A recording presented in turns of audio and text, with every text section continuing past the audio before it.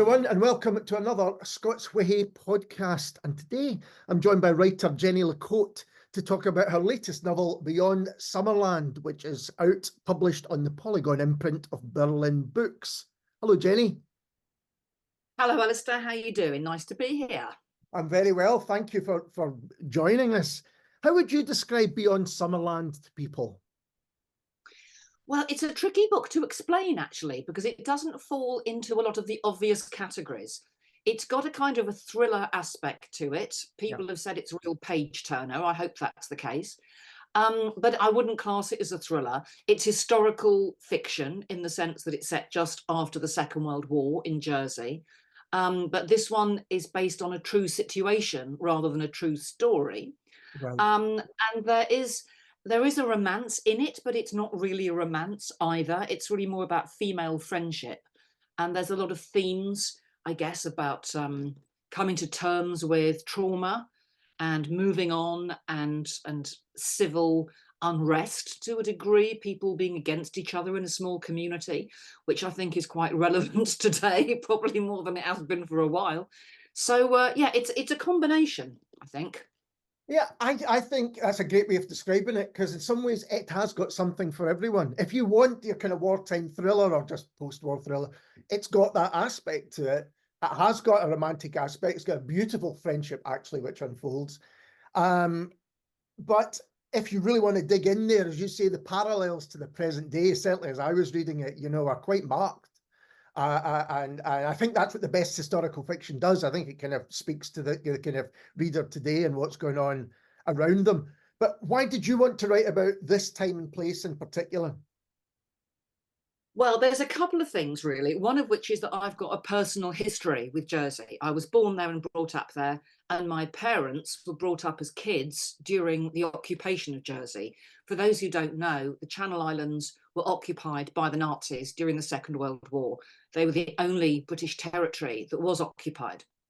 And it was 5 horrible years for the people who had to go through it. And my grandparents had to raise their children in really ghastly circumstances, with this constant terror that you were going to be discovered in the illegal things you were doing, trying to get food on the table. It really was a very grim time. And as I've got older, I've become more interested in that. And over the last 10 years, that's mainly what I've written about. I wrote my film, Another Mother's Son, which was about my family story, because my family hid a Russian slave worker, and 2 of them went to concentration camps as a result of that. So I've got that personal interest in it. I suppose the reason I wanted to write Beyond Summerland is because I was chatting with some friends in Jersey a few years ago. We were talking about our parents and saying that one of them said, well, of course, they would have all had PTSD after their childhoods. And I'd never framed it quite like that. Yeah. And I realised that I'd been kind of aware of that for a while, but hadn't quite put that frame around it. So I thought that's actually a great thing to write about. And while lots of people have written about the occupation, including myself, I don't think anyone had covered the period just afterwards. And that's fascinating period, because I wonder, it's certainly a thing I hadn't thought about or read about previously. And I wondered if in some ways it had kind of been written out of history. Because, I don't know how the islanders felt, but was there any kind of idea of guilt of, it doesn't fit a neat narrative, does it, to have part of the United Kingdom or, Great Britain occupied? I think some people think, oh, well, that doesn't compute in some way. Well, that's exactly what happened. There was a kind of a narrative which developed just after the war. The first narrative was, it wasn't too bad. It was what was called a model occupation. There wasn't a great deal of trauma. Let's just forget about it and pretend it didn't happen. Now, the British government were very keen to push that narrative because they were humiliated by the invasion of the Channel Islands. Strategically, they didn't honestly have a lot of choice, but it was a terrible blow to morale for them at the beginning of the war. And when the islands were finally liberated in May 45, there was a sense that they wanted it kind of dealt with and put away in the cupboard as quickly as possible. And there were plenty of islanders as well who just wanted to get on with their lives and move forward. But there were a lot of other islanders who were enraged by what had happened.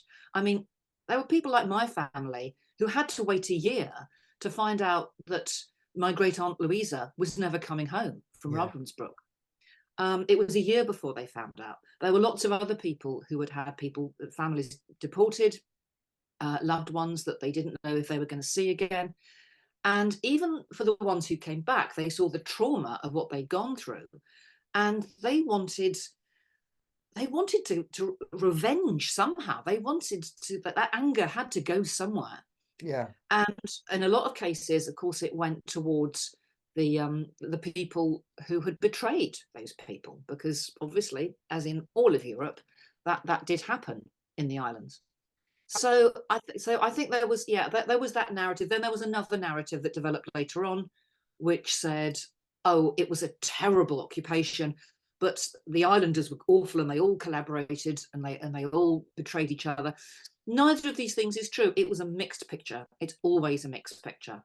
And that seems to be narratives that are put on the islands from outside, so other people can use that, you know, stories that they're telling.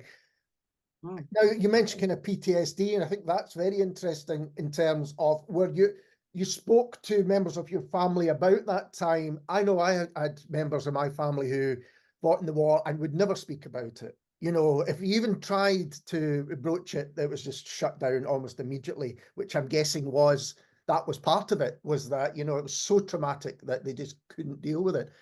Did you find people willing to talk to you, or was there a bit of, you know, as you say, that's in the past and we really need to put it there, keep it there? Well, it's a mixture. I mean, most of the people left alive to talk to now were children during the war, so they had a kind of a different perspective. Of course. I did interview my gran on a little mini cassette years ago before she died, and she was reluctant to talk about it, but I could eventually pull stuff out of her, and she told me quite a lot of stories, including the fact that she would have to take the crystal radio sets that my granddad was making illegally, because they were not allowed radios or outside news from 1942, and she would take these crystal radio sets and hide them underneath the mattress of the pram, and take her baby, my auntie, out for a long walk when there were house searches. And you listen to stories like that. And my mum told me a story that she remembers from being 3 or 4 years old, where she had to tear into the garden. No, sorry, that was another story, where she had to rush into the house. She'd been out playing outside, and a patrol came down the road, and she knew that inside her family were listening to the radio on the news. So she had to go tearing into the house at 3 or 4 years old, shouting, "Germans, Germans," knowing, without understanding the complexity of it at that age, that something terrible was going to happen if they didn't hide the radio. Now, we know a lot more about child psychology now. Yeah. And I think that we know what kind of damage that must have done to be living around that kind of pressure and anxiety, which you just absorbed every day. Yeah, So that level of fear when you really don't understand what you're frightened of, I guess. yeah, it was a completely different level of fear. I mean, what people in mainland Britain had was a completely different war. They also had their own fears. They had the Blitz. They had they were feared that their houses might be bombed during the night, and that was a completely different experience. But Jersey had to live with thousands of German soldiers. I mean, there were more German soldiers than population in the island at one point, I think, or almost as many. I can't remember the exact numbers, but it was a massive amount. And they had to live among them. And you had to be careful what you said, because you didn't know what was going to get back. And, you know, you couldn't trust everybody. So, yeah, it was very dark. And I thought that was really interesting in terms to come out of that, and then to have to try and deal with what you've just been through with those same people in that tiny little community. Yeah, because it's set really just after the war, and what comes to light, you know, you talk about kind of families. There's a really complex family dynamic going on. you know, with, as you say, people, they don't know whether they're coming back, and then you've got other relationships. And it felt to me like these were people just trying to get through in the any way that they can. But then once that necessity, if you like, finishes, then you're having to deal with all of that. And then there's accusations, and there's secrets uncovered, and all of those things. Because I'm presuming that, you know, your mindset is survival, and then it goes on to almost repercussions. Yeah, I think we know a lot more, don't we, now about how trauma works. It was quite interesting for my book launch. The interview was done by the ex-Beirut hostage John McCarthy, Oh, wow. who I know personally, and it was a really interesting chat because we talked a lot about trauma and moving on and forgiveness and how you deal with that. And of course, we know so much more about that now than we did 80 years ago. And I think as soon as the enemy, the soldiers, were taken out of that situation, then people were left with all these feelings that they hadn't been able to express for such a long time. And all the anger came out, and all the frustration came out. And of course, some of that was directed towards the people they thought had sided with the Germans. And for me, the interesting part of this story is when my family was betrayed, which they were, by an anonymous letter. And that's the reason they were sent to concentration camps. And my family was very certain that they knew who had betrayed them. I've seen interviews done years ago for local television where they said, we knew who it was, but we didn't have any evidence. And they thought it was these two old spinster sisters who lived opposite my aunt, called the Vibert sisters. But when I came to write the film, there was no evidence. And although they might have had a very good reason for thinking it was them, which I couldn't find and I wasn't aware of, I didn't want to make that accusation.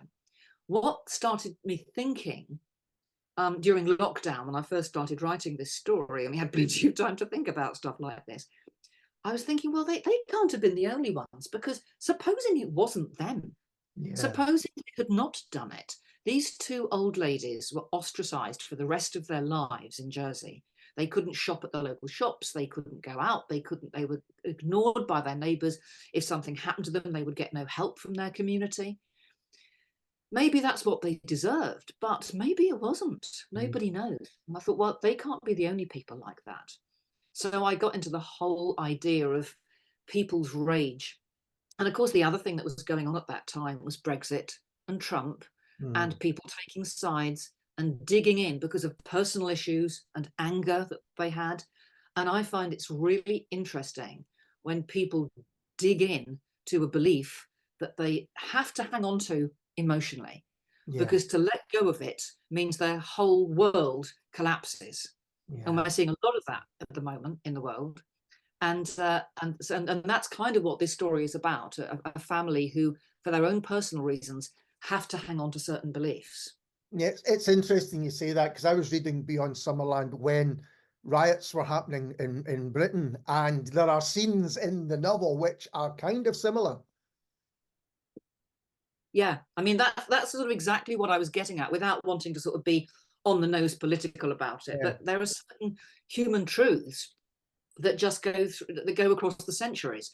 And one of them is that when people feel abandoned and angry, which is what a lot of people feel now, and certainly what a lot of people in Jersey felt in 1945. There's my favorite line in the book is when one of the characters says, people aren't much interested in the truth, they just want someone to punch. And if this was a film, I think that would be the log line, because that's kind of what the book is about. It's about how you justify your own feelings and how you act out those feelings, not always in the best way and not always at the right people. That does sound a bit like a log line for a Sylvester Stallone movie, though. I do. Yeah, it's not really. Yeah, there's not actually any punching in this book, but yeah, it is about it's about misplaced anger, really, and trying to get to the truth, and there's one character, the main character Jean, who really does want to get to the truth, And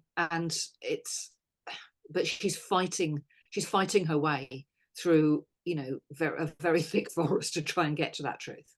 And it is a novel, actually, which is not just set in the one time. Latterly, we're in the 70s. I won't give anything away, but and it makes me feel, does the occupation of Jersey, is it still keenly felt? Does it still kind of shape the island?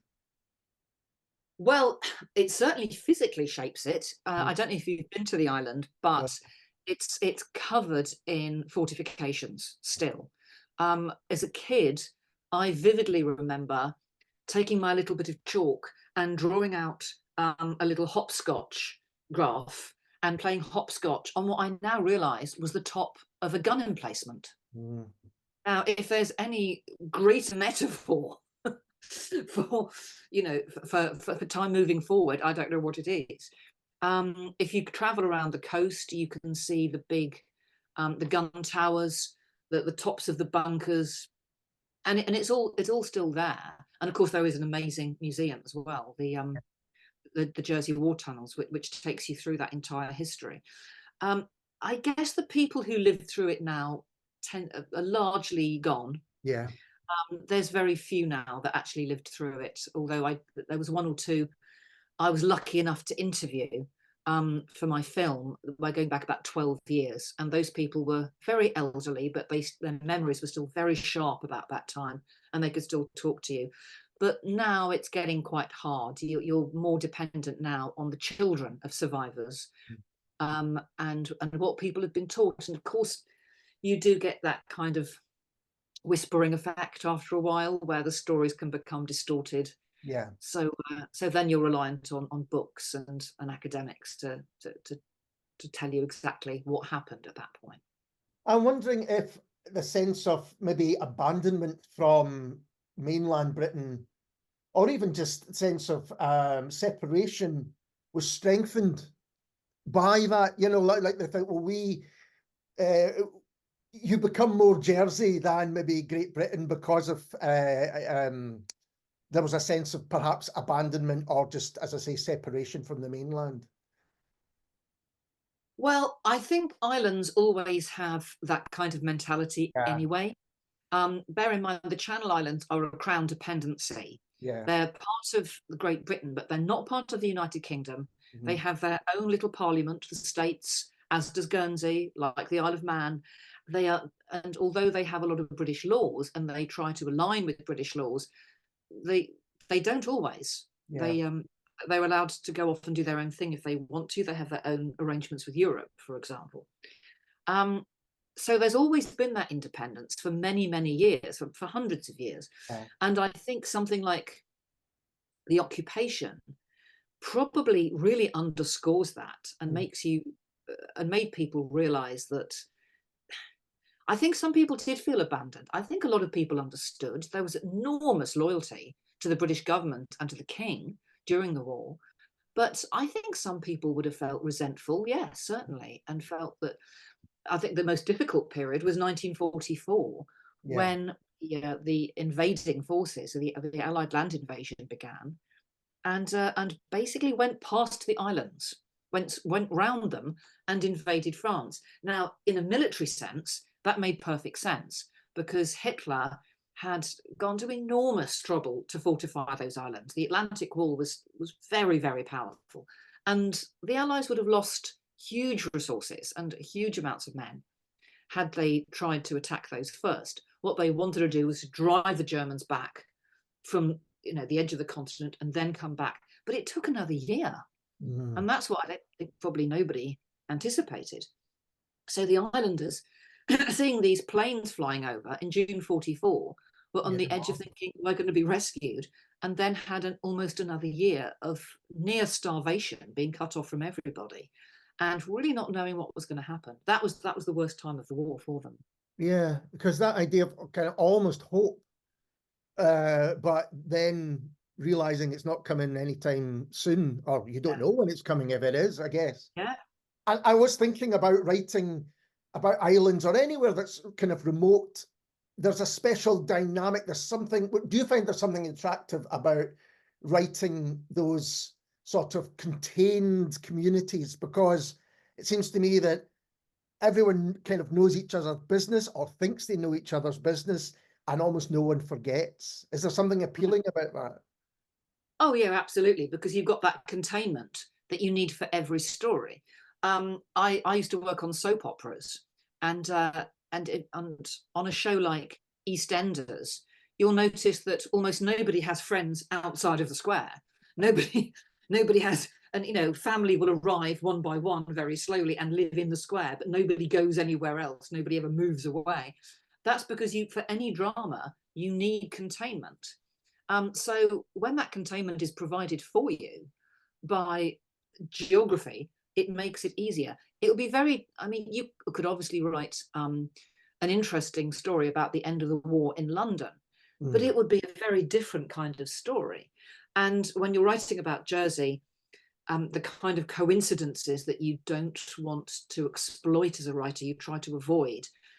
When people are living sort of cheek by jowl, and people see each other all the time. Somebody sees somebody in the market, or they see them from their window. They're all living next door to each other. Then information does get around very quickly, and it's not coincidental for somebody to find something out, or for somebody to see somebody, because it's a tiny place. So there's a lot of dramatic advantages to that, and of course you get that intensity, because that's what you want. Containment gives you intensity for any drama story. So yeah, it's all there for you. And you say the stories that are told maybe become walked as they are whispered, like Chinese whispers along the line. By the time it gets to it, it's a completely different story. And it's also about the stories we tell ourselves. I mean, that's a theme of the book. It's what the stories that are passed down to generations, and that people tell themselves. We all tell each other stories to justify things we do and to justify our own feelings. We tell ourselves stories all the time. And of course, on social media now, people are telling the world a story of themselves every day. So I'm fascinated by that as a writer, by the psychology of that, and by the need to present a version of yourself. And the danger comes when you start to believe that, or you have to maintain that at all costs. Yeah, as you said earlier on, when the kind of central belief is what defines you, and then when it's challenged, you kind of push back against it. Also, writing historical novels, is that something that appeals? I find when I've spoken to historical authors before, the idea of research and investigation is almost as much a joy as the writing of the book. Is that what it's like for yourself? I do enjoy the research. This one, in some ways, probably needed less research than the other projects I've done, because firstly, you're writing about a fictional situation. So all you need to know is that you need to know about the situation. There's a lot of stuff in the book about the political developments, for example, about new political parties that were forming, movements that were trying to create change in the island. There's references to British officials coming over. All that stuff is largely accurate. That is based on research and working out who came over on what date, when meetings were held in public places. Those things are all there. But of course, the characters that I'm writing about are fictional, and therefore you can kind of move them around as you want. But what you can't do is move the facts of a story.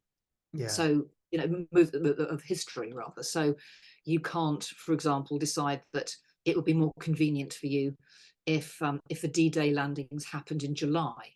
You have to stick to historical fact. I had when the book opens with the arrival of the King and Queen arriving to greet the islanders after liberation. That happened at the beginning of June. You can't move that. Those things have to be accurate. But that kind of stuff is fairly easy to find out. Some of the other stuff is you have to rummage around a little bit more. But it is fun. My other subjects I loved at school, apart from English, was history.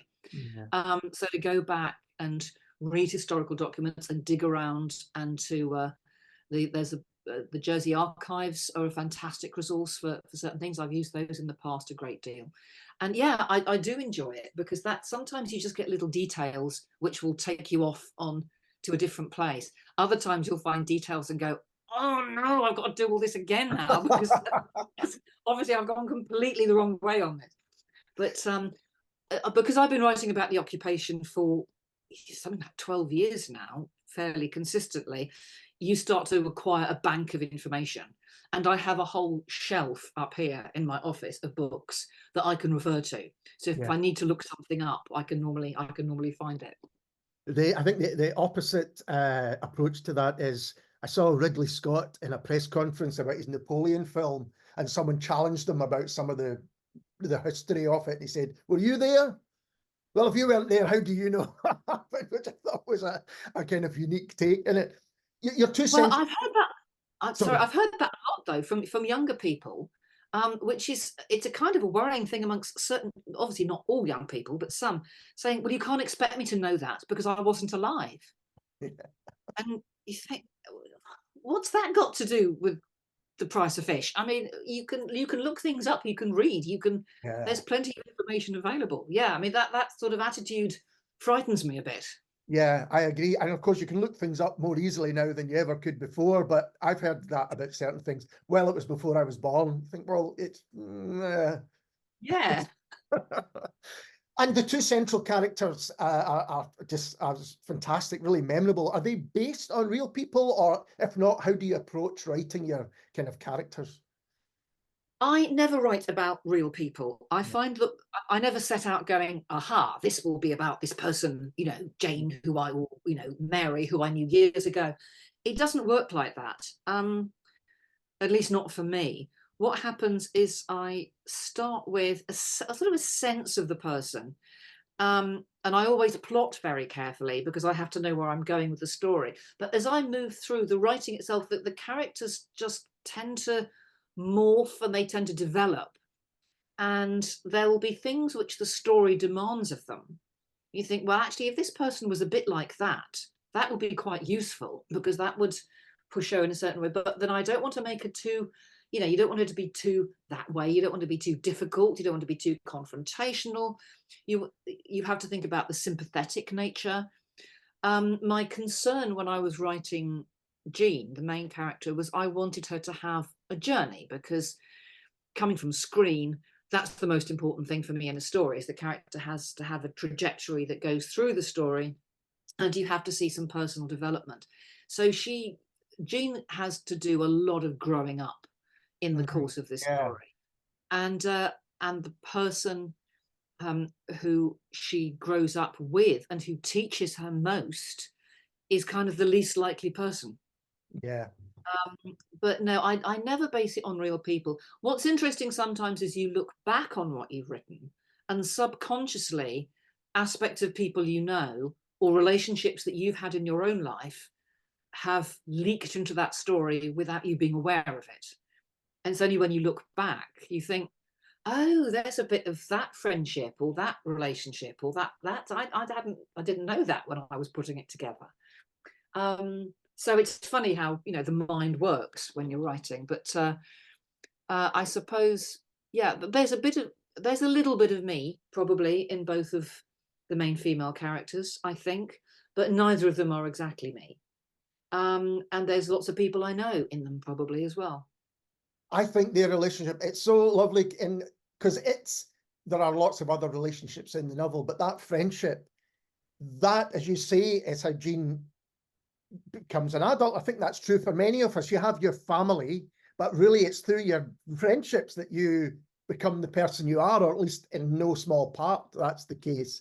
And Jean starts off as a kind of innocent, as almost the little quiet sister, daughter that, seen and not heard, that kind of thing. And then as she learns about the secrets of her family and all sorts of other lies that are going on in the community, she begins to trust the feeling that the friendship is the most important thing. Well, I mean, what I remember was that my mum grew up during the occupation years. Her childhood was during the occupation, and she spoke to me many times about how limited that life was, and how limited life was for women just after the war. So she said, when I mean, she got married when she was in her early 20s, but she said emotionally, I was the equivalent of 14 or 15 because I just had no experience. She had left home for a brief period to do some training, but she was too young. She couldn't handle it. And she went back to the island. And she said, I was so young for my age. And I was so, when I started writing about Jean, I thought, well, that would be true, because if Jean was 14 when the war broke out and 19 when it finished, she wouldn't have had, I mean, girls of that age in the 40s would have had very little opportunity for social engagement anyway. But if you're in occupied territory, you are very limited to what you can do. She wouldn't have been old enough to go to dances and the few things that they were allowed to do. So she would have just been at home with her family, absorbing what she was told, absorbing all the versions that her family told her about life, and that would be pretty much it. So you come out 19 at the end of the war and you know nothing. So if you're going to create a trajectory for someone, you need to start from a point where there's a lot of road in front of them, and that's what I try to do for her. But of course, in this case, within a matter of a few months, she has a very long road to travel down. I'm thinking now about friends of mine who have children who were kind of teenagers during COVID, and felt similarly that those years, which are almost your kind of developmental years where you're making mistakes and you're learning things, were taken away from them completely, or at least arrested for a couple of years. Yes, absolutely. It was interesting because I was writing a lot of this during COVID, and talking about people who'd been trapped. I mean, I suppose in this case, I was writing about a book where people were liberated, whereas the book that I was promoting, my first book, The Girl from the Channel Islands, was actually about a Jewish woman who became trapped in Jersey and had to go into hiding in the island during the war years. And while I was doing promotion and talking about that book, and you're talking about the horror of being trapped inside and not being able to come outside, and you think, oh my Lord, I'm actually living through this at the moment. Not that you can remotely compare, no, you know, horror of being pursued by Nazis and having to hide in a house with COVID. Of course, it's not different. But just to have a little tiny taste of what that kind of restriction is like. And to know that, and to be afraid, because we were all reasonably afraid at the beginning of COVID, not knowing, you know, who was going to catch it and what it was going to do. So just to get just a flavour of what that must have been like was it's really interesting. And it's bizarre how history has a habit of coming back, and if not repeating itself, at least, you know, giving you shadows of what other people have experienced. And you mentioned that you've written before sitcoms, you've written for radio, your feature film, which was made as well. Do you approach the different forms of writing in a different way, or is it really just a case of whatever your equivalent of a blank page is? You know what I mean? Is that the way you go? Well, at the beginning of a project, blank pages are blank pages, and they're just as terrifying in any format. But if I see a sort of a Venn diagram of screen and writing, there is an overlap, certainly, because you've got, I plot the same way for my novels as I would for a film. I work with acts, I work with turning points, I work with all the same tools that I was taught, because frankly, I don't know how else to do it. You know, that's how I was trained. And it seems, and it's pretty useful stuff to have as a storyteller. But when I first came to write, when I was writing my first book, I was scared, because there were certain things I didn't know how to do. You know, how much description do you give without either becoming very purple and overblown and tedious, or just not giving enough? Because as a screenwriter, you give that to other people. You give that to the art director and the film director and the actors. You can say, you know, she walked to the stove and made some tea. And I think, well, I don't know what kind of stove it would have been. I don't know what tea she would have made. Oh, but that they can deal with that. Well, as a novelist, you have to flipping well know that. You have to find out, and sometimes it can take half a day researching that just to complete that sentence. Well, what would the stove have been? What would the fuel have been? Did they have the gas at that particular point? Did they have, would there have been any wood available? Did they have matches? All those kind of things suddenly come up, and you have to do everything. Going into people's heads is another thing that's quite difficult, because you think, well, how often do you go and the stuff that, again, you just give to writers to do, you give that in the stage directions. And the whole point about film is to say as little as possible and let the actors do it. All of a sudden now, you have to decide how much of that you want to give your reader. But it kind of stands you in good stead, I think, because if you've written for screen, to give as much as you can to the audience and let them figure it out for themselves. So I know as a writer, it is better to say, she looked out the window and her eyes misted over, rather than to say, she felt really miserable, because you want the reader to work it out for themselves. You want the reader to have the story in their head. And I always kind of do it as a directed film in my head anyway, when I'm writing. And has there been any talk of adapting novels for screen? There was some interest with the first book, but nothing that tempted me. Sometimes people want to buy the rights to a book for a very small amount of money and then take it away. Yeah. And when it's your project that you've worked very hard on, and when you're also a screenwriter, Yeah. you tend to get a little bit cautious. So I made sure I kept the right to that, and nothing's come up so far. I mean, I would certainly be, open to offers, but nothing's come up at the moment. But the other thing about screen, of course, is that it's, that opens up a whole other world. I worked in TV and film, mainly television, for a long time. And it's quite nice to be a writer, to be in the comfort of your office and not have to deal with too many other people, and not have to collaborate with too many other creatives, and to have your own process. So you start to get a bit selfish about that. I think to go back to screen now would be a bit of a shock to the system, I suspect. Does it feel a bit like going back to your stand-up days when it was just you on the stage? It's very much a kind of solo activity. Well, I've always said that anyone who was a solo stand-up and then a solo writer tells you quite a lot about them as a person. I'm clearly, control freak might have been mentioned by some people in my family. Yeah, but the big difference, of course, is that you don't get the gratification.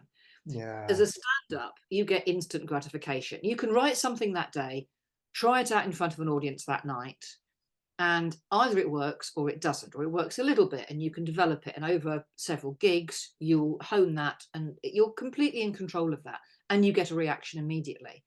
With writing, it's a completely different process. It'll be months before you get a reaction, and then it could be a couple of years before you actually get a full public reaction. Yeah. So the delayed gratification is very, very different.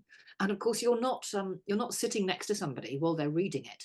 I mean, if you are, that'd be really creepy. But you're not there to see the reaction on people's faces when they get to that reveal or they get to that moment. So you don't get to share any of it. Yeah. And so that's very different. Yeah, that's a very different experience. Well, as I said at the beginning, I really loved the novel. It's got so many layers to it, as I hope we've kind of conveyed through our chat. Jenny, thank you so much for taking the time to talk to me. Alistair, it's been an absolute pleasure. Thanks very much indeed. And we'll be back soon with someone completely different.